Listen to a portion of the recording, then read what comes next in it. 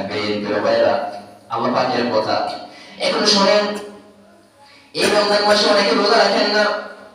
রোজা না রাখেন, আপনার শরীরে সমস্যা থাকতে পারে, আপনি কোনো রোগাক্রান্ত ব্যক্তি থাকতে পারেন, কিন্তু মাঠে ঘাটে বাজারে গিয়ে গিয়ে যে খান, বিড়ি খান, সিগারেট খান, আপনি খানা পিনা খান, আপনি মনে করেন আমার টাকা দিয়ে আমি খাই। পেরো ভাইরা শোনেন, আপনাকে কে টাকা দিয়েছে আপনার কাছে? আপনি একটু প্রশ্ন করেন, আপনার কাছে আমার টাকা কে দিয়েছে?